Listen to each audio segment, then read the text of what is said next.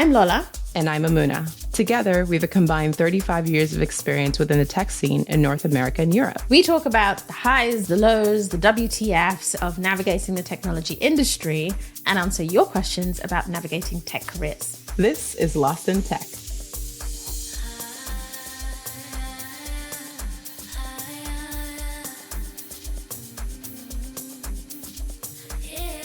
January 2025 is a year of being humbled, but maintaining grace and remaining grateful.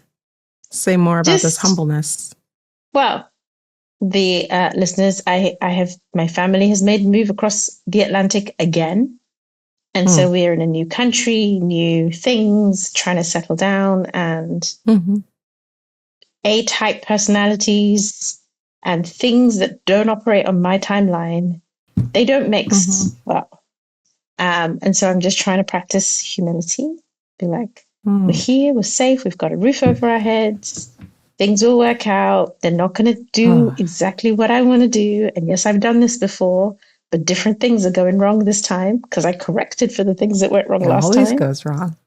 Always goes wrong. It is all okay. It is all okay. So January is a month of being humble, feeling grateful. And that's the energy I'm going to carry through this month because that's all I can do, quite frankly. And I'm just going to say for our personality type, the humble comes hard. It's a lot of work. It goes hard at you because it's like you plan, try to control, and then inevitably, like something's going to happen. But you try to reduce the number of things that happen or the size of the thing that happens. But when they come, oh my gosh, it's hard. So I empathize. That's what I'm going to say. That's all I'm going to say. How are you, Mamuna? I've been good. The year is, I feel like I rushed into the end of the year and then the next day happened and it was a new year. And I've tried to approach it a bit more calmly than I have most years. I feel like most years I'm like, all right, I'm going to set out like my notion and I'm going to do this and do that. And one of our last episodes from last year, I was like, all this pressure to like create the system. Plan. Yeah. Yeah. And I've just been like, okay, I'm going to take the month to do this and I'm going to do it well. So I've just sort of given myself a bit of time and it feels nice. Like, settling into work, doing all the life bits, but also like making time to learn, which has been fun more. So I've been playing around with like Cursor AI and like playing more with LMs, like getting into like whether it's Claude or Gemini or GPT and like testing different systems and seeing like what all they can do. So I feel good right now. Yeah. I feel good. It's like a middle space. I read somewhere this week that one of the benefits of aging, having more experience, and kind of being in this kind of like less fucks to give state of life is that you have the ability to evolve your hustle to work. Yes. Traditionally, like typically smarter, not harder, but also this idea that you're picking the things that really matter. And every year you age, you refine that, these 3 things from last year. So this year. Yes. It's like I learned some lessons. I learned. Let it go. And I evolved. And it is absolutely okay. And it sounds like you're in that space. This is new year. The notion's just going to come a bit slower. Yes. If it comes slower. And I think if it comes at all, yes. And I encourage all the listeners out there who hold high expectations. I think it's important to have high expectations. Yeah. But I think the unnecessarily high expectations are important to be aware of that we place on ourselves. Yes. And so if anything, like a habit of reflection in whatever way you do it is an important one to cultivate because there's always an opportunity to trim the fat. Yep. Let it go. It's okay. What was it? I can't think of the thing right now. It's what's it like the loss, like You are afraid to stop something because of how much time you've invested in it. No. Oh, sunk cost syndrome. Sunk cost fallacy. Sunk cost fallacy. There you go. Yes. Yeah. Yeah. Don't just let it go. It's okay. Like, it's okay. The thing will be there. Something else will take its place. Life will move on. It'll be okay. So that's where I am. Yeah. Yeah. I'm going to absorb that in my month of humility and grace as well, because I feel like I need to. Well, yours is elected. Mine is forced upon me, where I'm like, well, you just can't. You just don't have the ability. Yeah. And I'm like, it's okay. You don't have the ability. But mindset wise, I'm going to embrace it, because this is, I do think, like, as a general thing though in life, we joke about resilience and like the things that allow you to grow. And you may feel incredibly experienced one day. You may feel like you've lived all of life and nothing can faze you. And then honestly, something shows up to remind you to stay grounded. And you have to be able to see those situations for what they are. Yeah. Because I do think that, you can resist it a lot, and you can resist it and you can fight it and you can be like, no, this is unacceptable. You can pop a vein in your head. Or you can say to yourself, here's another one of those moments.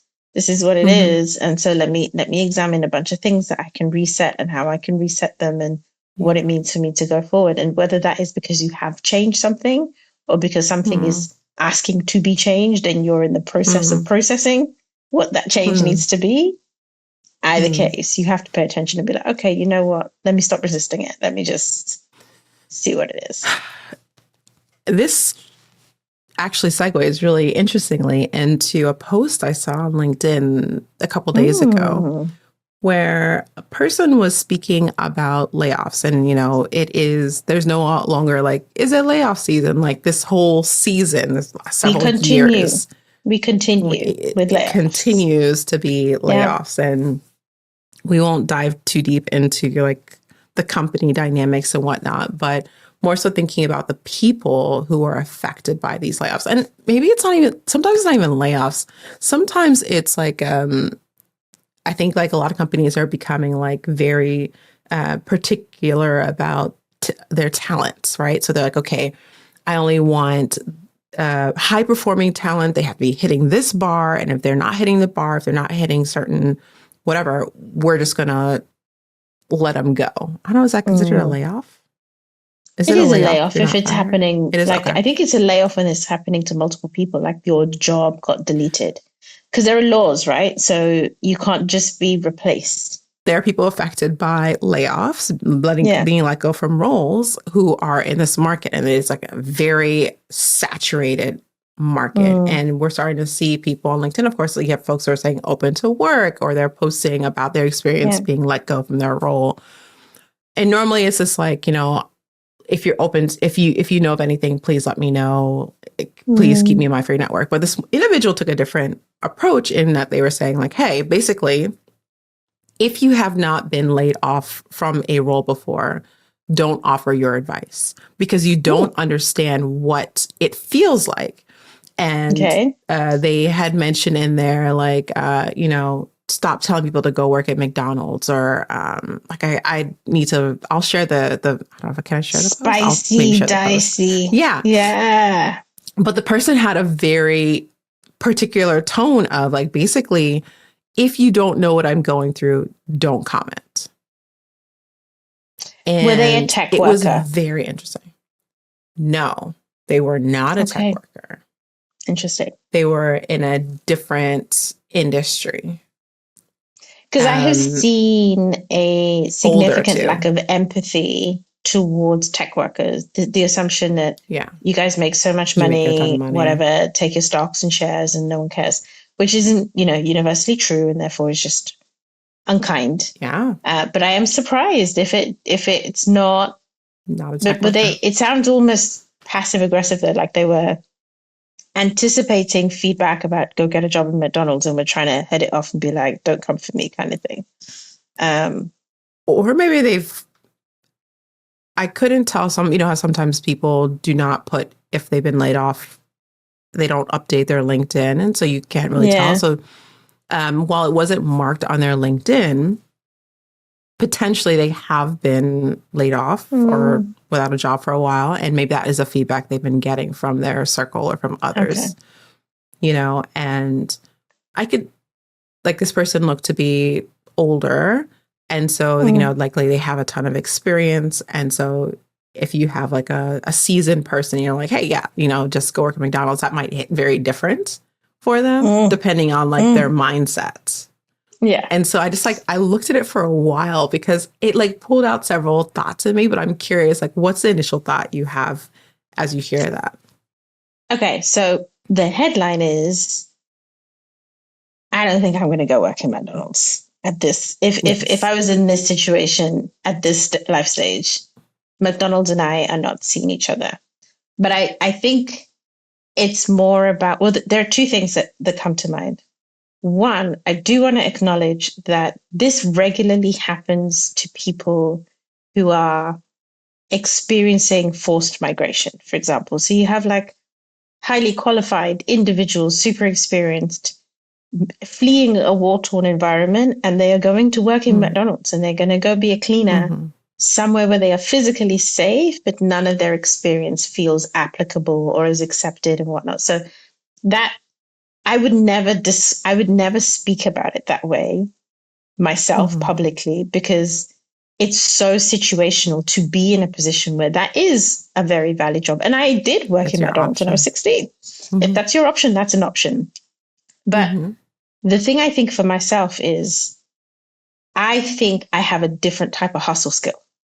So if I was in a situation where I was laid off for a really long time and I needed to find work and I needed to do whatever I needed to do, whatever it took to support my family, I would probably be more likely to like go buy some Tupperware and go knocking on doors and try and flip the Tupperware for like a little bit more than I paid for it. Like my type of grind and do the basics. I don't have shame. I typically don't get embarrassed very easily. I could do sales. I've got good speech and banter. I would probably gravitate towards those things that other people would be like, I would never knock on someone's door and try to sell them a cleaning cloth. If I had to, I would. And I do that before I worked in McDonald's. But that's my personal, you know, leaning on a strength that I have, but still being in a situation where I'm going to do whatever it takes. And if I really had to, I guess I would work in McDonald's. So, you know, it's not about shame. I think there are a range of these job types that you do when you have to that are fine. And you can still say, I'm going to pick one that suits me more than that one that might suit you better. It's still there, you know? Yeah. I mean, I think you're spot on with the skills that you do have at your fingertips. Even if someone takes the job away from you, what are the things that are inherent to you as an individual? Yes. And that varies. Like I may not be a strong communicator, but maybe I'm a strong creator in some way and I can build sites. Maybe I am the strongest communicator, like you said, and I can, I don't know, work the phones. I don't know. Like there's so many things that potentially a person could consider to do. And it's very like localized depending on where you are and your options at your fingertips. But I would say that sometimes thinking outside of your localized options could be another path. So, you know, you really could go to like a store that doesn't have an e-commerce platform and say, hey, and offer I will put you online. Yeah. I'll put you online for a small amount of money.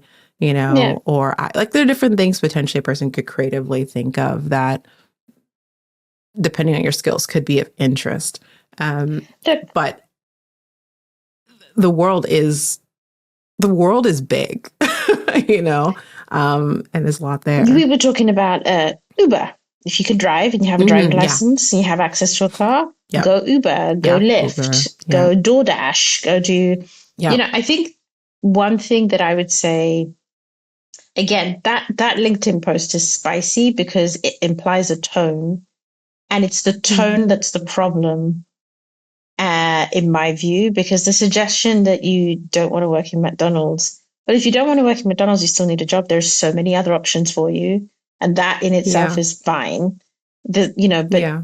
we're also in an era where there is a boom in kind of like service economies and small business economies and like microcosms of service where you can dog walk, you can tutor, Yeah. you can, Yes. You could car stack these jobs wash. too. You can, and then you can do them Yes. around, studying or So home many care or life things. stuff. There are so many ways in which, okay, are you earning maybe what you thought you would be earning in your corporate job? No. But are No. you able to make a living and sustain Cook yourself? food. Probably. And can you Yes. maintain dignity in your work? Absolutely. And I think Absolutely. that what Yes. dignity looks like for everyone, completely It's different. very different. Yeah. Yeah. I mean, I've gone through a layoff myself, and I've been in that sort of like, oh, now, like, what do I do now with myself? And it can be a big moment of reflection because your mind can take you in many ways. Like, you could be in this, like, from my path, it was like, okay, I could go into this, like, woe is me, not what was me, but like, oh my gosh, like, what am I going to do? I need help. Why this happened to me? And like, just kind of sit in that feeling. Or my ultimate path was like, okay, like, move. And every day it was just like, okay, I have like a list, and for me to feel accomplished, like, I have to kind of like do things. And so I would just like kind of chip away at things that I felt would keep me progressing forward and towards a goal. Ultimately, the goal was employment. Yeah. And so it was a path. But I think what's interesting is that people in those moments find different feelings. Like, I have a person that's close to me who has been looking for a job now for months, maybe at least a year now. And I was talking to them yesterday, and they just kept talking about the feeling of receiving another rejection. Right. And so they're like, I keep applying and I keep getting rejected. And I remember it took me back to when I was unemployed, and I was applying to everything, you name it. I was like, okay, I'm going to be a taskmaster. I'm going to throw out 30 job applications in a day, and I'm going to feel accomplished. And it was jobs, at the time I was applying to anything. And a lot of them I was not qualified for, or I was not a fit for. And I look back right now at like the number and types of resumes I had. I had different types of resumes for different types of jobs, and they weren't a good fit. But every time I received the rejection, I felt that there was something like wrong. But truly, if I had tailored my application, like me applying to roles, to things I felt I was truly qualified for, I'd probably apply less, but those rejections would also be coming in less. But it's hard to say that, because in the moment, people are like, they're feeling it, I think this is, so actually this links is a bit of a sidetrack, but I love Esther Perel, everybody's favorite relationship expert. And I was listening to one of the episodes on her podcast recently about a woman who felt she kept getting ghosted. And so in this case, it was about a romantic relationship, and but she also felt she'd been ghosted by friends, and it wasn't the first romantic relationship she's been ghosted by. So her question was, why do people ghost me?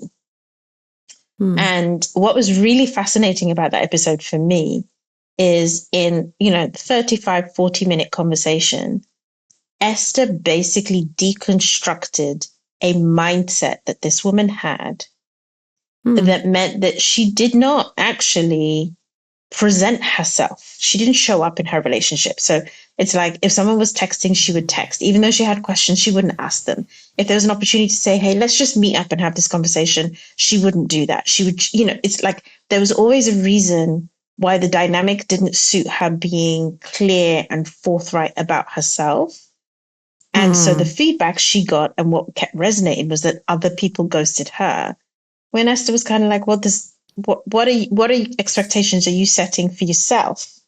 Like, because you can change you can't change them, but also you're talking about friends and lovers, and they're different people. So the common denominator comes back to you. And I think job seeking is the same way in that you can be doing something so long, but at no point are you working towards like fulfilling even your own inner purpose. And again, I can't speak to being in this position. So it's going to sound trite and like, yeah, you don't know what it feels like.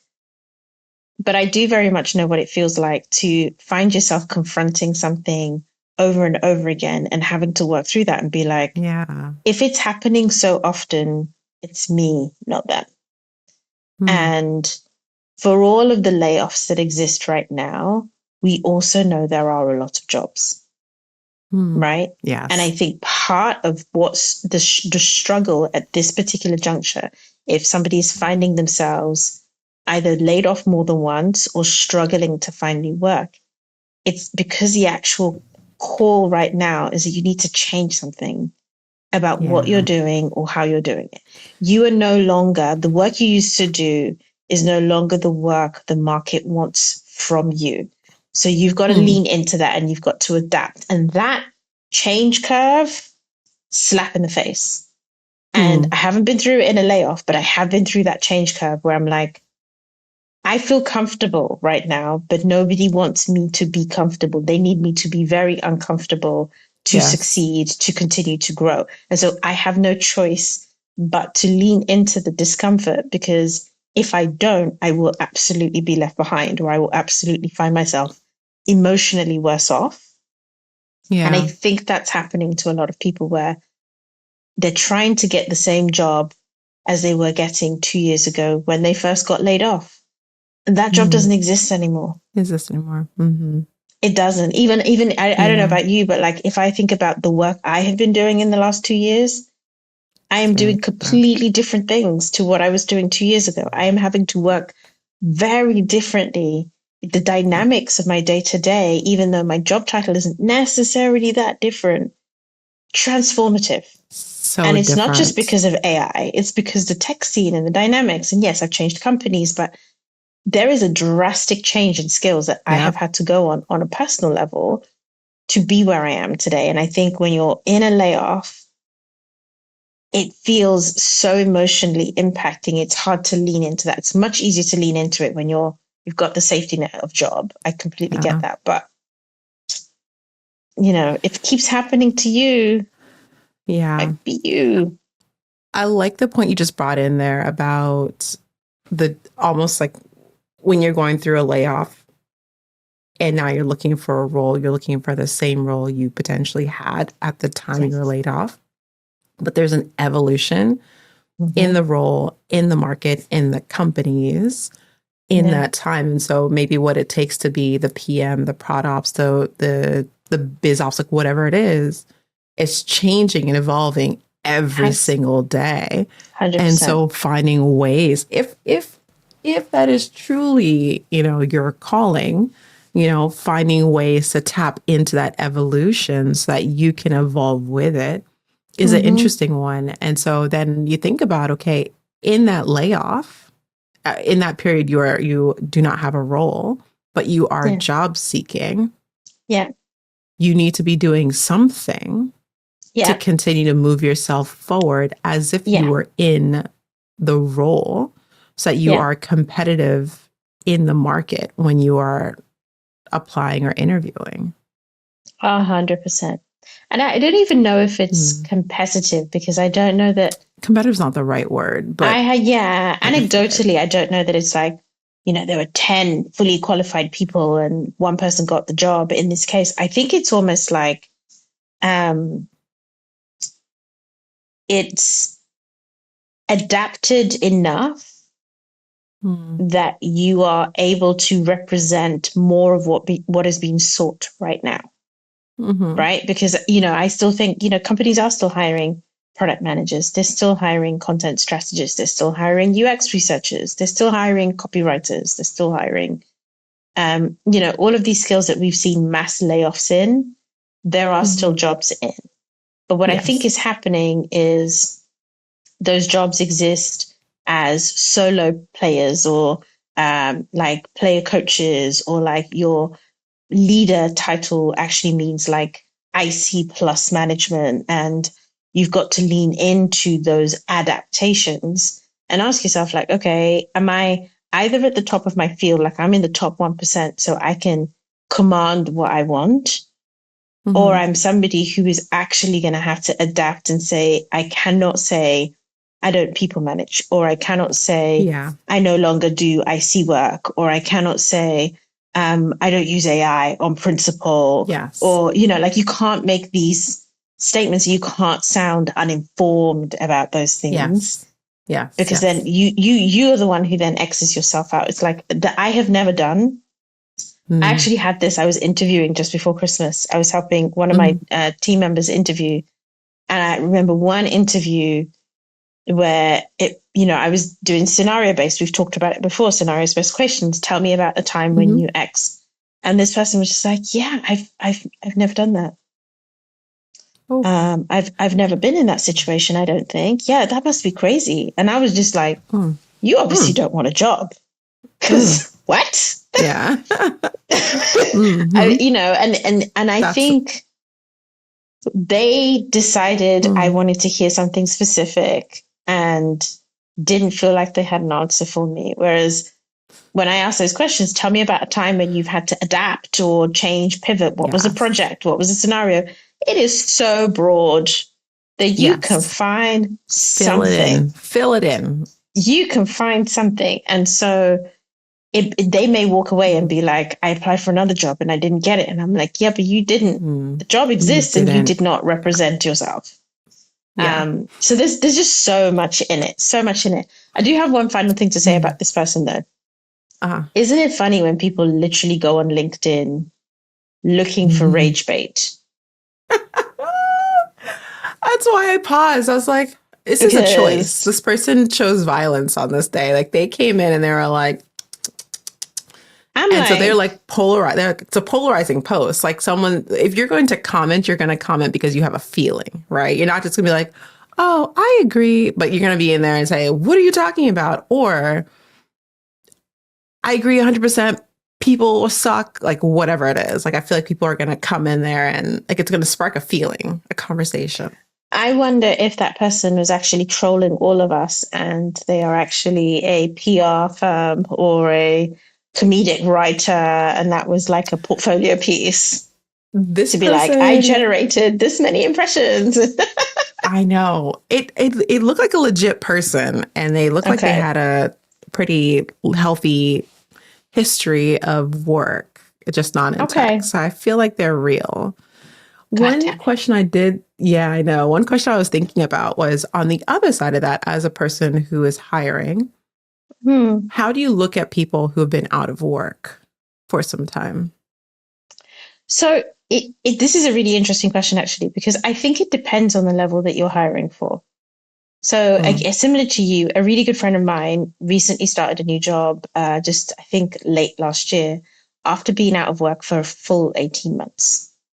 But this was like a very senior role. And I think if you are hiring for an extremely senior role, you probably are interviewing the odd person who is not working. They're not in a role, right? Then they're actually already out of work and they're in between jobs, or they took some time out or whatever. So in that case, if you're out of work, that just means you're available to start sooner, potentially. Sure. If I'm interviewing somebody at a more entry level role, then it just, part of me is very mindful that this is a climate where gaps in employment is a feature of the environment, not necessarily of the individual. What I worry about, though, is when you can't tell me anything you've been doing with that time. Yeah. And when I say anything, like you could literally say, I have been volunteering, I have been traveling, I have been building my business, I have been collaborating on a project, like something that demonstrates.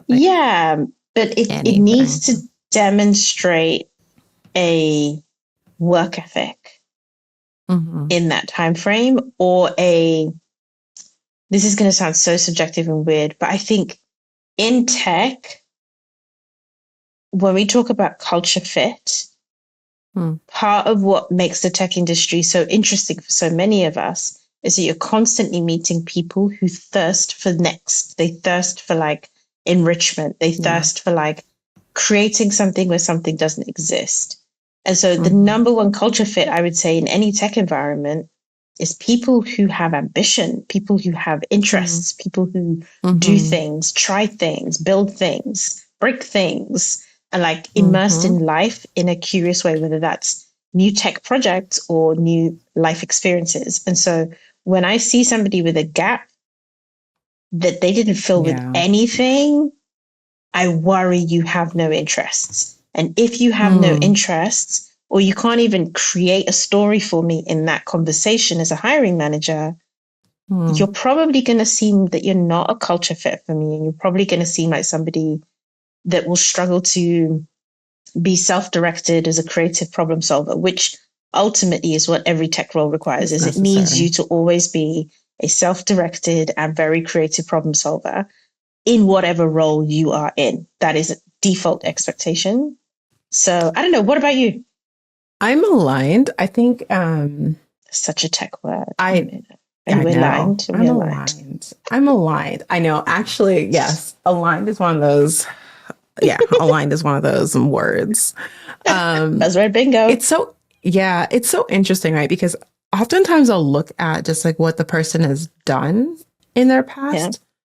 Just to kind of understand like who is this person, and before I talk to them, kind of get a sense of what they've been doing or, in their time. And then when I have the conversation, I try to fill in some of the blanks. But I am curious to see how they spend their time.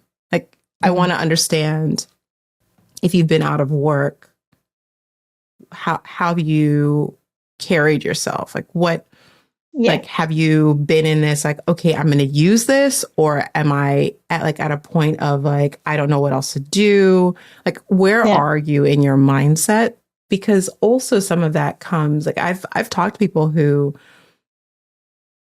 are in this, like, they've been laid off multiple times and they are not happy with tech anymore, but they continue to apply to tech.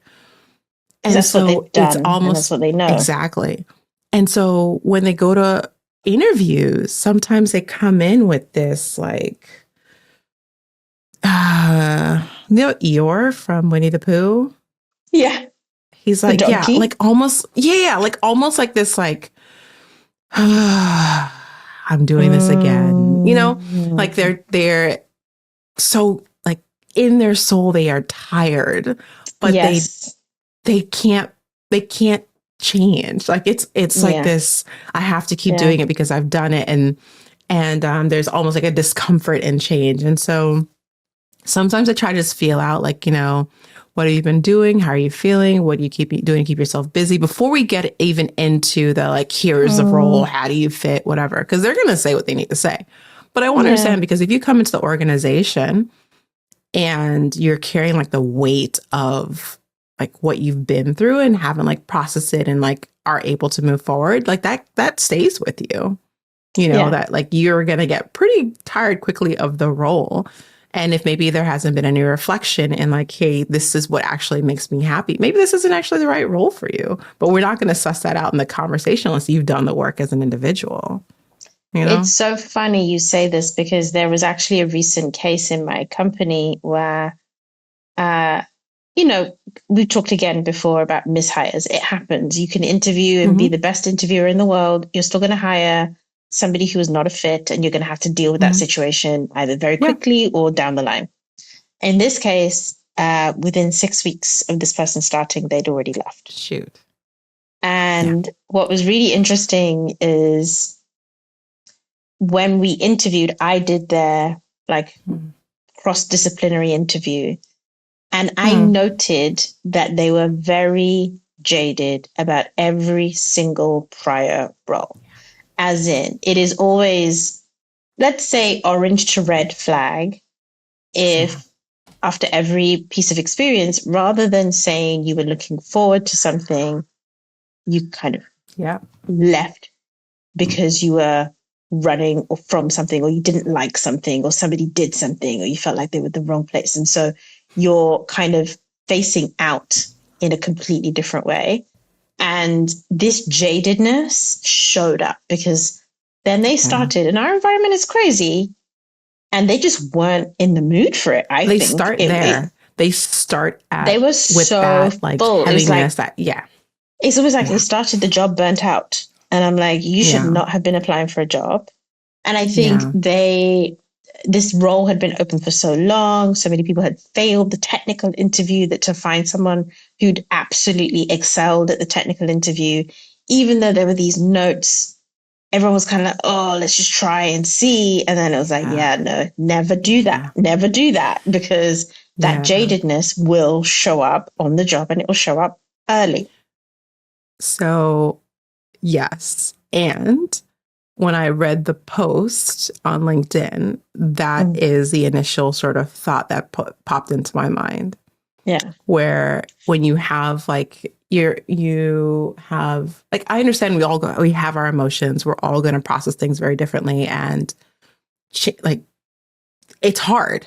It happens. Being unemployed is Life hard. happens. It happens. Yeah. But I think it's an interesting step to put it on LinkedIn.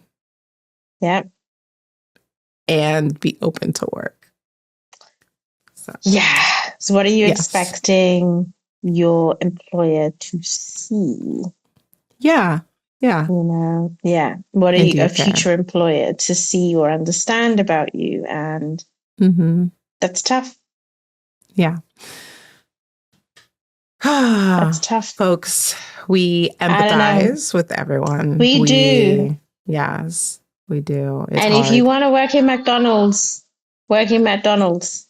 You know, if you want to work sell door to door, like, do what you do. Like, do what you need to do.